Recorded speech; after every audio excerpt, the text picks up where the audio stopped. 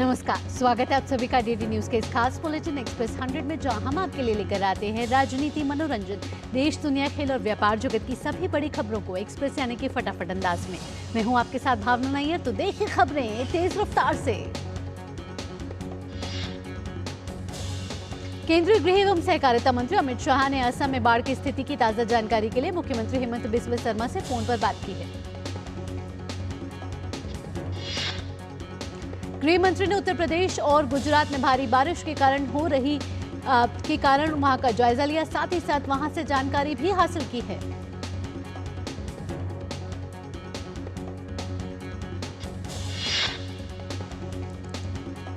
और आपको बता दें कि महंगी बिजली पर भाजपा का बिजली कार्यालयों में प्रदर्शन जारी है और आज भाजपा जो है 14 बिजली कार्यालयों पर धरना प्रदर्शन कर रही है, हल्ला बोल रही है।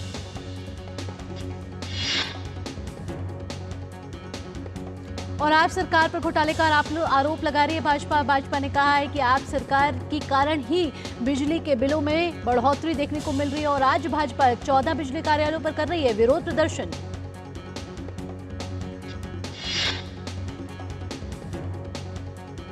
भाजपा पीपीएसी सरचार्ज और पेंशन सरचार्ज के नाम पर अवैध वसूली करने का आरोप लगा रही है आप पे और कह रही है कि इसी के कारण पीपीएसी में के बढ़ोतरी के कारण बिजली के बिल बढ़कर आ रहे हैं।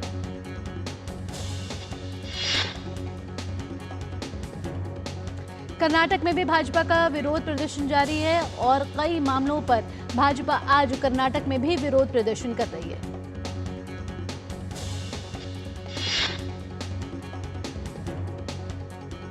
इसके अलावा आपको बता दें कि कर्नाटक भाजपा के लिए कांग्रेस सरकार, आम आदमी, किसान, दलित और आदिवासी विरोधी है।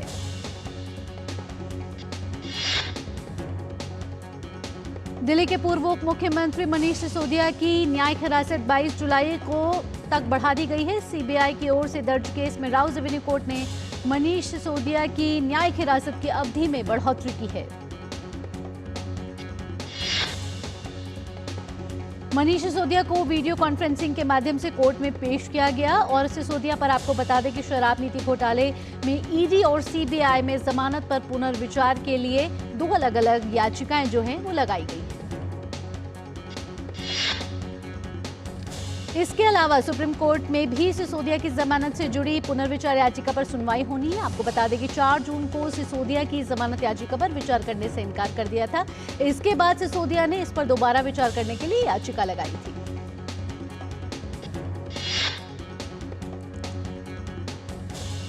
और आगे की खबरों के बारे में बताएं तो शराब घोटाले में आरोपी दिल्ली के मुख्यमंत्री अरविंद केजरीवाल की जमानत के खिलाफ हाईकोर्ट में आज सुनवाई होनी है। आपको बता दें कि मामले में ट्रायल कोर्ट ने मुख्यमंत्री अरविंद केजरीवाल को जमानत दी थी, जिस पर हाईकोर्ट में स्टे लगा हुआ है। प्रवर्तन निदेशालय ने दिल्ली हाईकोर्ट में राउज एवेन्यू कोर्ट के इस फैसले को चुनौती दी थी। हाईकोर्ट ने निचली अदालत के फैसले पर फौरी रोक लगा दी थी।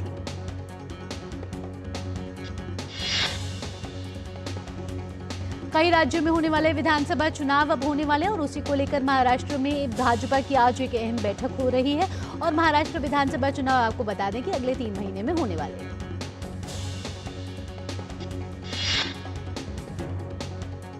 बैठक में डिप्टी सीएम देवेंद्र फडणवीस, इसके साथ साथ सह प्रभारी और साथ केंद्रीय मंत्री भूपेंद्र यादव, अश्विनी वैष्णव भी मौजूद रहने वाली हैं और इस बैठक में अहम चर्चा होने वाली है आगे आने वाले महाराष्ट्र विधानसभा चुनावों से जुड़ी। और आपको बता दें कि प्रधानमंत्री नरेंद्र मोदी का सोशल मीडिया प्लेटफॉर्म एक्स पर 100 मिलियन फॉलोअर्स हो गए हैं और आपको बता दें कि प्रधानमंत्री मोदी एक्स पर सबसे ज्यादा फॉलो करने वाले वैश्विक नेता बन गए और इस उपलब्धि के साथ सभी वैश्विक नेताओं की लोकप्रियता के लिहाज से प्रधानमंत्री मोदी काफी आगे जा चुके हैं और प्रधानमंत्री नरेंद्र मोदी ने भी इसका अभिनंदन किया है।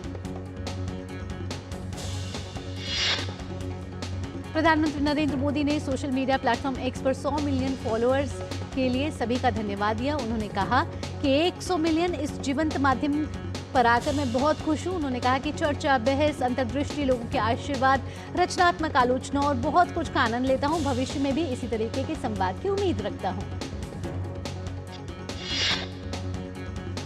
नीट मामले में नेशनल टेस्टिंग एजेंसी यानी कि एनटीए की ओर से दायर याचिका पर सुप्रीम कोर्ट में आज सुनवाई होने वाली है। एनटीए ने याचिका दायर पर नीट धांधली मामले में अलग अलग राज्यों में चल रही सुप्रीम कोर्ट की सुनवाई को ट्रांसफर करने की मांग की है।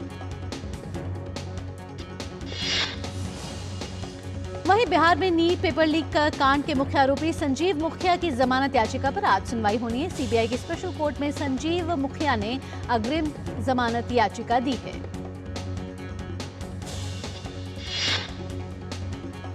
आपको बता दें कि एनटीए 19 जुलाई को सीयूईटी यूजी के प्रभावित उम्मीदवारों के लिए दोबारा परीक्षा आयोजित करेगा। इस संबंध में एनडीए ने नोटिस भी जारी कर दिया है। यहां रुकेंगे एक छोटे से ब्रेक के लिए, जल्द हाजिर होंगे और रफ्तार भरे खबरों के सिलसिले को आगे बढ़ाएंगे। आप देखते रहिए जीडी न्यूज।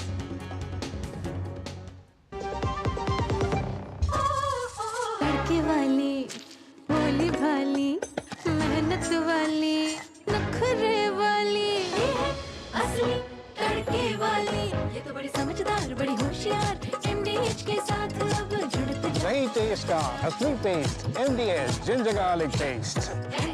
ज्यादा उपज और भरपूर मुनाफा भी। दोनों मिलेंगे टोरी से।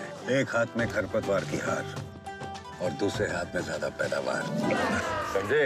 IIL के ट्रैक्टर ब्रांड का टोरी। अब खरपतवार होगा हक्का बक्का, बढ़ेगा मक्का।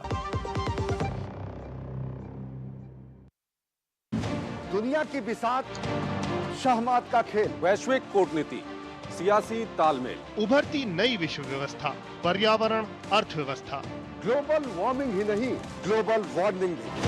जंग का जुनून हो या शांति की पहल, देश देशांतर से जिसका सरोकार। बात दुनिया जहान की, खबर दुनिया की।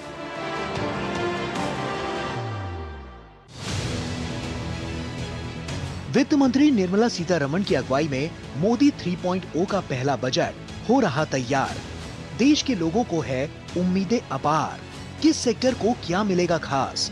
गांव, गरीब, युवा, किसान, महिला, किस किस की पूरी होगी आस? बजट पर देश की उम्मीदों पर आधारित हमारा खास शो बजट 2024 तीसरी आर्थिक महाशक्ति की ओर, सिर्फ डीडी न्यूज पर। राजनीति की चाल से दुनिया के हाल तक, खेल के मैदान से किसान के खलियान तक, दिन भर की हर छोटी बड़ी खबर को समेटे खबर के हर किरदार को दिखाते हैं हम। डीडी न्यूज का प्राइम टाइम। ब्रेक के बाद आपका स्वागत है। आप देख रहे हैं एक्सप्रेस 100, खबरों के सिलसिले को आगे बढ़ाते हैं। कर्नाटक विधानसभा का मॉनसून सत्र आज से शुरू हो रहा है। कई मुद्दों के कारण सत्र के हंगामेदार रहने के आसार है। विक्रम मिश्री ने आज देश के नए विदेश सचिव का पदभार ग्रहण किया। इससे पहले विनय मोहन क्वात्रा विदेश सचिव के पद पर कार्यरत थे। विदेश मंत्री डॉक्टर एस जयशंकर ने नए विदेश सचिव विक्रम मिश्री को नई जिम्मेदारी संभालने पर बधाई दी। एक सर्वदलीय बैठक के बाद कर्नाटक सरकार ने कावेरी नदी से तमिलनाडु को 1000 मिलियन क्यूसेक मीटर पानी के बजाय केवल 8000 क्यूसेक पानी छोड़ने का फैसला किया। डिप्टी सीएम डीके शिव कुमार ने कहा कि हमारे पास 30% पानी की कमी है। निगरानी समिति के समक्ष अपील करेंगे। फैसले का सम्मान करना होगा और अपने किसानों के हितों में भी रक्षा करनी होगी। छत्तीसगढ़ के बीजापुर जिले में सुरक्षा बलों ने थाना तरीन क्षेत्र के अंतर्गत आने वाले छुटवाई के जंगल से 7 नक्सलियों को पकड़ा है। 7 नक्सली लंबे समय से माओवादी संगठन में सक्रिय रूप से कार्यरत थे। पकड़े गए माओवादियों में 2 इनामी माओवादी भी शामिल हैं। इनामी माओवादी में एक पर 2 लाख का इनाम और कैंप्स की अध्यक्ष पर 1 लाख का इनाम था। गुजरात के आणंद जिले में अहमदाबाद वडोदरा एक्सप्रेसवे पर ट्रक और लग्जरी बस की टक्कर में 6 लोगों की मौत हो गई है, जबकि 8 अन्य लोग गंभीर बताए जा रहे हैं। सभी घायलों को इलाज के लिए अस्पताल में भर्ती कराया गया है। यह हादसा आज तड़के करीब 4:30 बजे हुआ है, जब लग्जरी बस पंक्चर हो गई और हाईवे के किनारे खड़ी हुई थी। ड्राइवर, क्लीनर और यात्री बस के नीचे खड़े हुए थे, तभी पीछे से आ रहे ट्रक ने बस में टक्कर मार दी। केंद्रीय गृह मंत्री अमित शाह ने भारतीय जनसंघ और भाजपा के वरिष्ठ नेता जगन्नाथ राव जोशी की पुण्यतिथि पर उन्हें नमन किया है। अमित शाह ने एक्स पर कहा है कि उन्होंने गोवा मुक्ति संग्राम को नेतृत्व देकर गोवा को भारत का अभिन्न अंग बनाने में अहम भूमिका निभाई। देश विदेश से 200 से ज्यादा जादूगर अपनी कला का प्रदर्शन करने अयोध्या पहुंचे। जादुई कला की दुनिया की इस दिग्गज हस्तियों ने अपने जादू कला के जरिए वर्ल्ड रिकॉर्ड भी बनाया। अमृत भारत योजना के तहत हैदराबाद के बेगमपेट रेलवे स्टेशन को वर्ल्ड क्लास स्टेशन बनाने की दिशा में काम करना जोरों शोरों से चल रहा है। 22 करोड़ रुपए से ज्यादा की लागत से बन रहे इस स्टेशन का काम लगभग 50% तक पूरा हो गया। केंद्रीय मंत्री जी किशन रेड्डी ने अपने सोशल मीडिया प्लेटफॉर्म पर इसकी जानकारी दी है। बेगमपेट रेलवे स्टेशन के मुख्य हिस्से को अंतर्राष्ट्रीय स्तर पर सभी प्रकार की सुविधाओं के साथ डिजाइन किया जा रहा है। आय से अधिक संपत्ति मामले में कर्नाटक के उप मुख्यमंत्री और कांग्रेस नेता डी के शिव कुमार की ओर से दायर याचिका पर सुप्रीम कोर्ट में आज सुनवाई होगी। आज से विश्व धरोहर युवा पेशेवर फोरम 2024 की शुरुआत होने जा रही है। कार्यक्रम की शुरुआत केंद्रीय संस्कृति मंत्री गजेंद्र सिंह शेखावत करेंगे। भारतीय पुरातत्व सर्वेक्षण देश ही नहीं विदेश में भी पुरातत्व के महत्व से जुड़ी ऐतिहासिक धरोहरों को संरक्षित करने का कार्य करता है। एएसआई दक्षिण लाओस में एक मंदिर के रेस्टोरेशन का कार्य कर रहा है। जम्मू कश्मीर में श्रीनगर से आज अमरनाथ यात्रा के लिए तीर्थयात्रियों का एक और जत्था रवाना हुआ। हरिद्वार में वीआईपी घाट के पास एक बस पुल के पास अनियंत्रित होकर नीचे गिर गई, जिससे कई लोगों को हल्की चोट आई है। महाराष्ट्र में नासिक मुंबई हाईवे पर कसारा घाट पर कंटेनर ने 6 से 7 वाहनों को टक्कर मार दी। हादसे में 13 यात्री घायल। देश के ज्यादातर हिस्सों में मानसून सक्रिय है। भारी बारिश के चलते कई राज्यों में बाढ़ की स्थिति उत्पन्न हो गई है। कोंकण और गोवा, मध्य महाराष्ट्र, तटीय कर्नाटक और दक्षिण आंतरिक कर्नाटक में भारी बारिश को लेकर रेड अलर्ट जारी कर दिया गया है। उत्तर प्रदेश, विदर्भ, पश्चिम बंगाल और सिक्किम, बिहार, तेलंगाना, कर्नाटक में भारी बारिश का ऑरेंज अलर्ट जारी किया गया। भारत मौसम विज्ञान विभाग ने गोवा में भारी बारिश का रेड अलर्ट का नोटिस जारी किया है। कक्षा 12वीं तक के शैक्षणिक संस्थानों के लिए छुट्टी की घोषणा कर दी गई है। असम में आई बाढ़ से जानमाल को अब तक भारी नुकसान पहुंचा। हालांकि अब बाढ़ की स्थिति में उल्लेखनीय सुधार हो रहा है। आज विश्व युवा कौशल दिवस है। इस वर्ष की थीम है शांति और विकास के लिए युवा कौशल।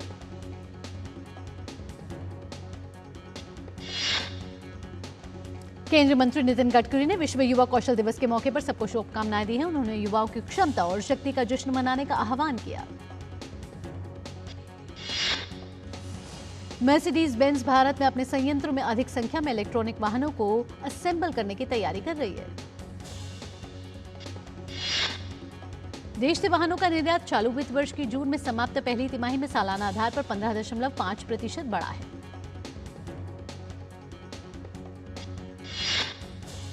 विदेशी पोर्टफोलियो निवेशकों ने जुलाई के पहले पखवाड़े में भारतीय शेयर बाजार में 15,352 करोड़ रुपए का शुद्ध निवेश किया। New and renewable energy ministry के नवीनतम आंकड़ों के अनुसार भारत की सोलर एनर्जी इंस्टॉल्ड कैपेसिटी बढ़कर 85.4 गीगावाट हो गई है। भारत में खुदरा डिजिटल पेमेंट 2030 तक मौजूदा स्तर से दोगुना होकर 7,000 अरब डॉलर तक पहुंचने का अनुमान। राजस्व वृद्धि की बात करें तो वित्त वर्ष 2025 की पहली तिमाही के दौरान इनमें 9 से 10% वृद्धि का अनुमान।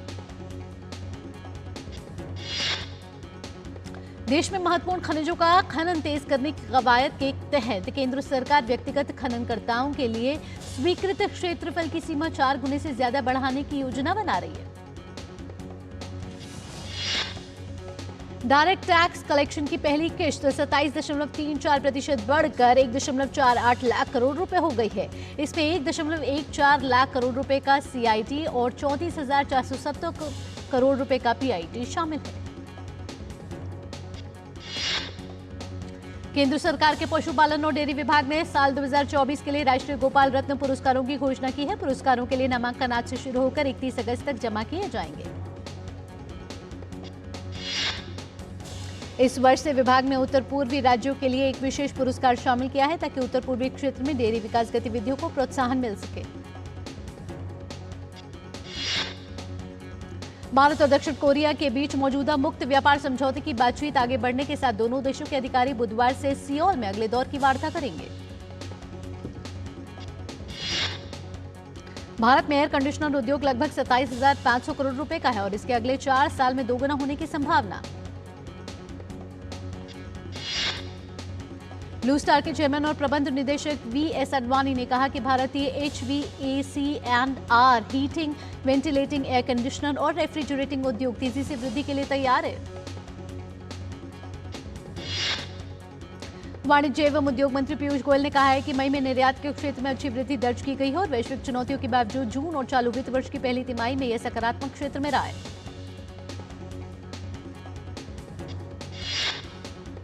यहां रुकेंगे एक छोटे से ब्रेक के लिए, जल्द हाजिर होते हैं, खबरें और भी हैं। दादी के हाथों का जादू और खुशबू से महकता घर। MDH गरम मसाला, असली मसालों से भरा हूं मैं, क्योंकि हर रिश्ता है स्वाद से जुड़ा। बात जब पीढ़ियों के लिए बनने वाले घर की हो तो जिम्मेदारी बड़ी हो जाती है। गैलेंट समझता है ये जिम्मेदारी। अब डबल M रिब्स के साथ गैलेंट एडवांस TMT रीबार, निर्माण का रियल हीरो। ब्रेक के बाद आपका स्वागत है। आप देख रहे हैं एक्सप्रेस 100। खबरों के सिलसिले को आगे बढ़ाते हैं। सेवा क्षेत्र में वृद्धि से कुल निर्यात बढ़ाने से मदद मिल रही है। मई में भारत का वस्तु निर्यात 9.1% बढ़कर 38.13 अरब डॉलर हो गया है। निजी क्षेत्र की बिजली उत्पादक टाटा पावर की 60,000 करोड़ रुपए की पूंजीगत खर्च की महत्वाकांक्षी योजना है और कंपनी ने कर्ज पुनर्गठन पर फिर से काम करने और अन्य कार्यशील पूंजी से जुड़े कदमों पर अपनी कोशिशें तेज कर दी है। रोजमर्रा के इस्तेमाल के उत्पाद बनाने वाली कंपनी डाबर इंडिया को चालू वित्त वर्ष में उपभोग में धीरे धीरे बढ़ोतरी की उम्मीद है।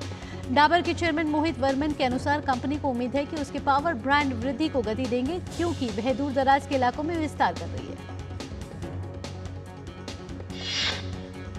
फूड डिलीवरी प्लेटफॉर्म स्विगी और जोमेटो से खाना मंगाना थोड़ा और महंगा हो गया। कंपनी ने अपने प्लेटफॉर्म फीस को बढ़ा दिया है। इन कंपनियों ने बेंगलुरु और दिल्ली जैसे मार्केट में ग्राहकों से प्रति ऑर्डर लिए जाने वाले प्लेटफॉर्म फीस को 20% बढ़ाकर 6 रुपए कर दिया है।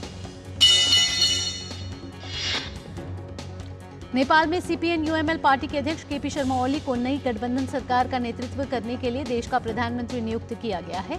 KP शर्मा ओली आज प्रधानमंत्री पद की शपथ ली। नेपाल के राष्ट्रपति रामचंद्र पौडेल उन्हें पद की गोपनीयता की शपथ दिलाई। ओली ने पुष्प कमल दहल प्रचंड की जगह ली है। दहल शुक्रवार को प्रतिनिधि सभा में विश्वास मत हार गए थे। प्रधानमंत्री मोदी ने KP शर्मा ओली को नेपाल का प्रधानमंत्री नियुक्त होने पर बधाई दी है। प्रधानमंत्री मोदी ने सोशल मीडिया प्लेटफॉर्म X पर लिखा, नेपाल के प्रधानमंत्री के रूप में आपकी नियुक्ति पर बधाई। अमेरिका के पूर्व राष्ट्रपति डोनाल्ड ट्रंप हमले के एक दिन बाद रिपब्लिकन पार्टी के सम्मेलन में मिलवाउकी पहुंचे हैं। मिलवाउकी के मेयर ने कहा कि ट्रंप पर हमले के बाद रिपब्लिकन सम्मेलन के लिए सुरक्षा प्लान में कोई बदलाव नहीं है। पूर्व राष्ट्रपति के रूप में ट्रंप को अमेरिकी गुप्त सेवा द्वारा आजीवन सुरक्षा प्राप्त है। इससे पहले पूर्व राष्ट्रपति डोनाल्ड ट्रंप ने एक रैली में अपनी हत्या के प्रयास के बाद कहा कि अमेरिका को एकजुट रहना चाहिए।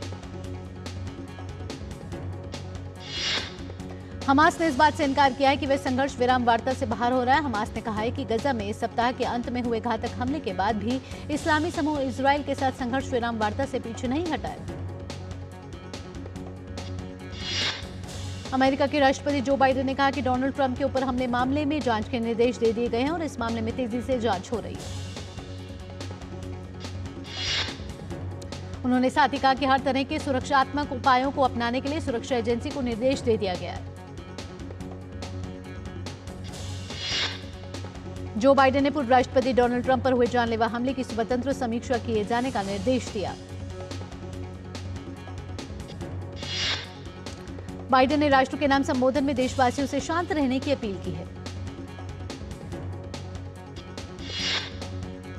अर्जेंटीना ने एक बार फिर अमेरिका की सबसे बड़ी फुटबॉल प्रतियोगिता कोपा अमेरिका का खिताब जीत लिया। खिताबी मुकाबले में अर्जेंटीना ने कोलंबिया को 1-0 से हराने में सफलता पाई। अर्जेंटीना के लिए 112वें मिनट में लोटारो मार्टिनेज ने गोल किया। इसी के साथ कोलंबिया का 28 मैचों से चला था अजय सिलसिला भी टूट गया। जीत के साथ अर्जेंटीना ने सबसे अधिक 16 बार कोपा अमेरिका जीतने का रिकॉर्ड भी बना लिया। उरुग्वे ने कोपा अमेरिका में तीसरा स्थान हासिल कर लिया है। तीसरे स्थान के लिए हुए मुकाबले में उरुग्वे ने कनाडा को पेनल्टी शूटआउट में 4-3 से हराया।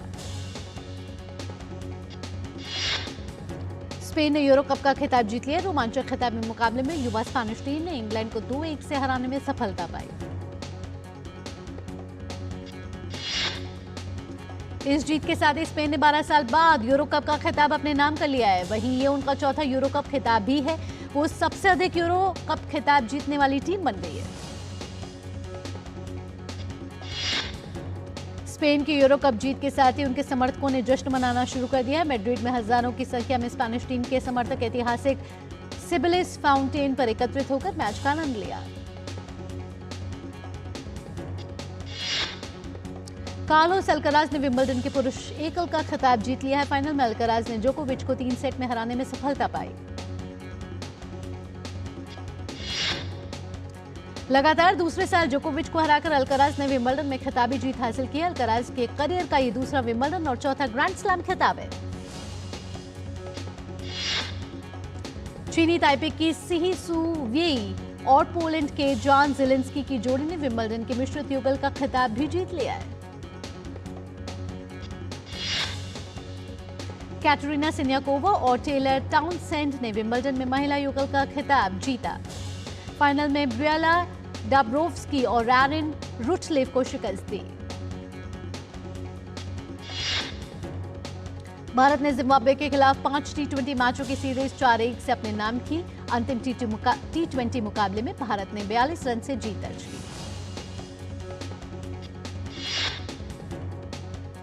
भारत ने पहले बल्लेबाजी करते हुए जिम्बाब्वे के सामने 168 रन का लक्ष्य रखा। जवाब में जिम्बाब्वे ने पूरी टीम 18 ओवर और 3 गेंद में 125 रन ही बना सकी। भारत के अनहद सिंह ने विश्व जूनियर स्क्वॉश चैंपियनशिप के चौथे दौर में प्रवेश किया।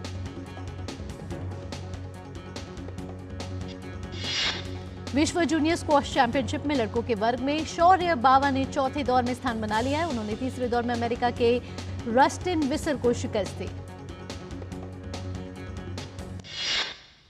भारतीय गोल्फर अनिबान लाहिड़ी ने लिव गोल्फ सीरीज के दूसरे मैच में 5 अंडर 66 का कार्ड खेलकर 4 शॉट की बढ़त हासिल कर ली है। रविवार को प्रभास ने फिल्म कल्कि 2898 AD को पसंद करने के लिए अपने सभी प्रशंसकों का आभार व्यक्त किया। विजय सेतुपति स्टार महाराजा OTT प्लेटफॉर्म नेटफ्लिक्स पर ट्रेडिंग लिस्ट में नंबर 1 पर है। श्रद्धा कपूर और राजकुमार राव स्टार स्त्री 2 का ट्रेलर 18 जुलाई को होगा रिलीज। जॉन अब्राहम की आगामी फिल्म वेदा है। फैंस को इस फिल्म का बेसब्री से इंतजार।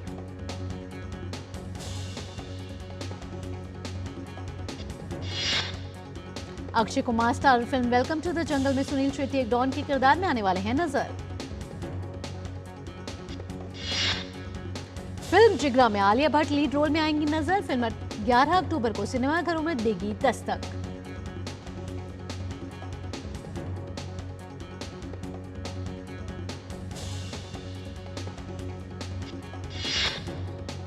अजय देवगन और तब्बू की फिल्म औरों में कहा दम था अब 2 अगस्त को होगी रिलीज।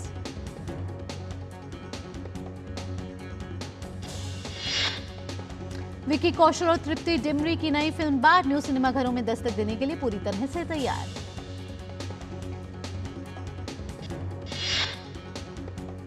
फिल्म आडू जीवितम द गोट लाइफ के निर्माताओं ने इस फिल्म के OTT रिलीज की तारीख से पर्दा उठा दिया है। यह सर्वाइवल ड्रामा 19 जुलाई को नेटफ्लिक्स पर प्रीमियम के लिए तैयार है। बॉलीवुड के जाने माने निर्देशक सिद्धार्थ आनंद आध्यात्मिक गुरु श्री श्री रविशंकर के जीवन से प्रेरित फिल्म बनाने की घोषणा की है। और अक्षय कुमार और तापसी पन्नू की आने वाली फिल्म खेल खेल में 15 अगस्त को बड़े पर्दे पर आएगी।